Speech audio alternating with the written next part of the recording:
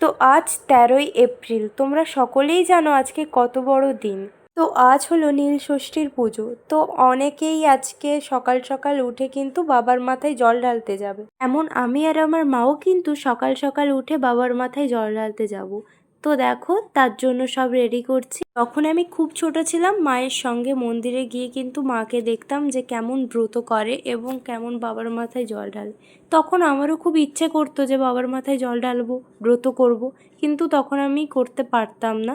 তার একটু বুঝতে শিখতেই কিন্তু মা আমাকে নিজেই বলল যে তুই পারলে কর। আর আমি অনেক ছোটবেলা থেকেই কিন্তু এই বারটা করছি। তো গাইস, আজকে হচ্ছে একটা স্পেশাল দিন। আজকে হচ্ছে নীলের বার। তো দেখো আমার লক্ষ্মী বউ রেডি হয়ে গেছে জল ঢালতে যাবে বলে। তো অনেক দিন ধরে এই চুড়িগুলো আর কি ট্রেন্ডিংয়ে দেখছিলাম যে অনেকেই পরছে ভিডিওতে, তো আমারও ইচ্ছা ছিল ওকে পরানোর।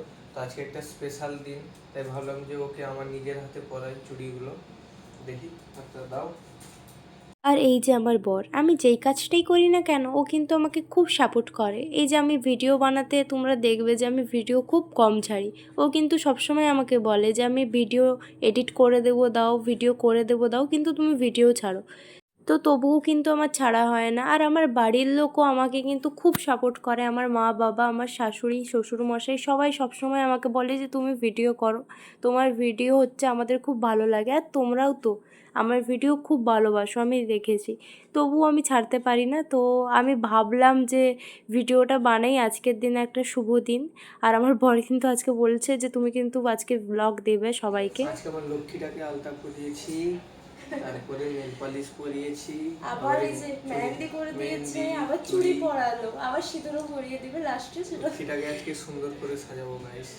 আর এই যে মা শাড়িটা পরিয়ে দিল, গয়নাগাটি সব পরে নিয়েছে, এখনো সাজা কিন্তু কমপ্লিট হয়নি। আমার লক্ষ্মীটা জল ঢালতে হবে, আজকে না খেয়ে আছে।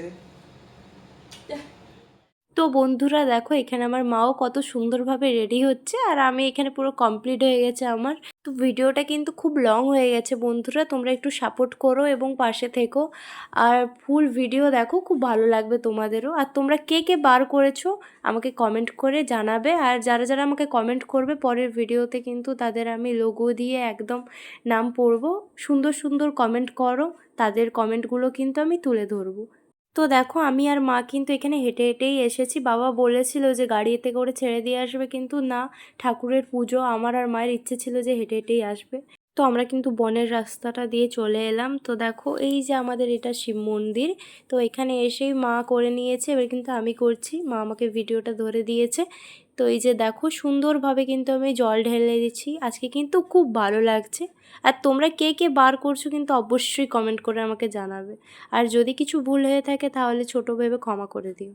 তো এই নীলষষ্ঠী পুজোর বারটা কিন্তু আমি আমার বাপের বাড়িতেই করি, কারণ এটা খুব জাগ্রত মন্দির।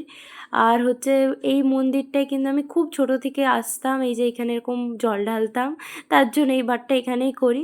আর এখানে কিন্তু শিবরাত্রিও করতাম। তো আগের বছর থেকে আমি আমার বাপের শ্বশুর বাড়ির ওখানেই স্টার্ট করেছি করা। জানো তো এই মন্দিরে কিন্তু অনেক অনেক রহস্য আছে, আর এই মন্দিরটা কিন্তু খুব জাগ্রত, মানে অনেক বছর আগেকার মন্দির। তো এই যে দেখতে পাচ্ছ এখানে হচ্ছে, এখানে কিন্তু একটা ষাঁড়ও থাকে জানো তো, যে সে পুজোর দিনই কিন্তু দেখা দেয়। তো পুজোর দিনই কিন্তু বেড়ায়, মানে খুব জাগ্রত, অনেক কিছু কাহিনী আছে। তো দেখো এখানে আমি পুজো টুজো করে কিন্তু বাড়ি চলে এসেছিলাম আমি আর মা। এসেই দেখো মুখটা আমার পুরো লাল হয়ে গেছে, মানে এত গরম না।